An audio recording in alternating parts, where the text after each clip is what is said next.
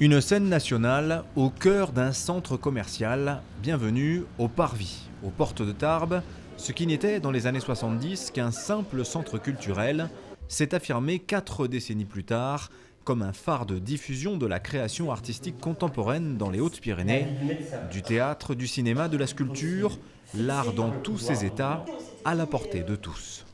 Ici, on a la chance de rassembler des gens du cinéma, une activité art contemporain, une activité spectacle. Et il s'agit en fait après d'animer tout ce monde-là pour produire une programmation qui intéresse les gens ou qui ne les intéresse pas d'ailleurs. On peut aussi présenter des choses plus pointues dont on sait qu'avec la pédagogie, avec le temps, les gens y viendront. Il faut donner aux gens en quelque sorte des repères qui puissent ici à Tarbes avoir une idée de la création dans toutes ces disciplines, mais comme s'ils habitaient dans une grosse ville. Bon voyage.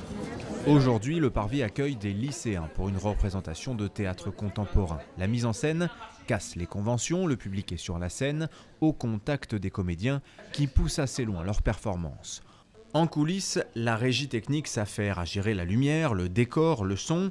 À la baguette, Nathalie Ramon, formée au métier de la lumière, c'est elle qui aujourd'hui a la charge de tous les artifices de la scène, sans lesquels la magie du spectacle ne pourrait opérer. On ne voit pas beaucoup, mais on a une place tellement importante. Mais bon, on se contente de ça aussi, parce que ça fait partie, c'est notre métier. Donc on travaille en amont, on travaille pendant et on travaille après. Ma place, c'est pas, je ne suis pas régisseur, donc je ne suis pas en régie. Ma place, c'est plutôt en amont, les accès, l'entrée publique, voir si tout va bien. Et alors le plaisir que j'ai, c'est de m'asseoir dans la salle et de profiter pleinement du spectacle qui aura été monté par mon équipe. Et le théâtre, c'est parfois salissant, la culture est à ce prix. Le Parvis, c'est aussi un centre d'art contemporain. Magali Jantet en est la commissaire. Son job, découvrir des artistes, exposer leurs œuvres parfois surprenantes. Donc en fait là, étrangement, vous êtes devant une œuvre, alors tant la vue du centre commercial, c'est une vue du XXe siècle, de la consommation, mais l'espace dans lequel je me trouve, c'est un artiste qui est intervenu pour retrouver la scénographie du centre d'art dans les années 70 et qui a tout simplement fait tomber le mur qui auparavant était là.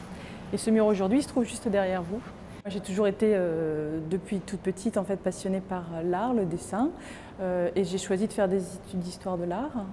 Je me suis spécialisée assez vite en art contemporain et très vite, après une maîtrise, j'ai commencé à travailler toujours dans l'art contemporain, dans des musées, centres d'art, galeries. Les artistes avec lesquels je travaille, que j'invite, sont plutôt des artistes qui vivent leur époque, en fait, qui scrutent l'époque et qui nous la restituent et qui parfois la préfigurent, c'est-à-dire qui anticipent un petit peu ce que nous vivons aujourd'hui. Au Parvis, les œuvres grand public côtoient les créations d'avant-garde. Un grand écart bien visible dans la programmation du cinéma classé art et essai, un travail de sélection des films opéré par Jacques, le programmateur. On voit les films, comme je dis, surtout à des moments de façon regroupée. C'est-à-dire en journée ou sur un festival.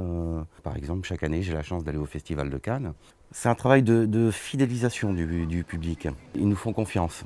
Derrière le projecteur, Sébastien veille au bon déroulement de la séance. Titulaire d'un CAP d'opérateur projectionniste, il a vu son métier changer en quelques années.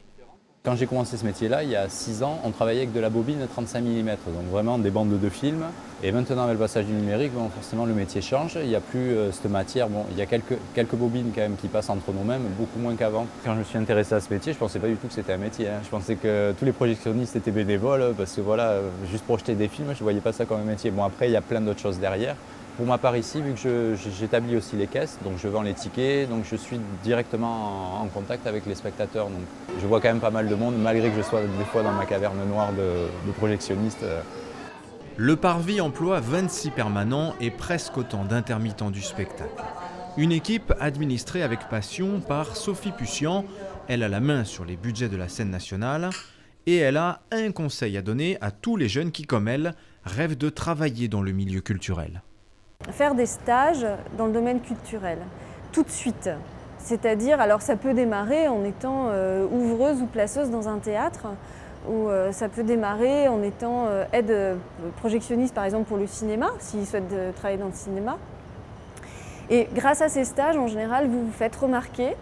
Vous pouvez vous faire, si vous travaillez bien, si vous êtes enthousiaste, si vous avez le sens de l'initiative, en général, on peut vous remarquer.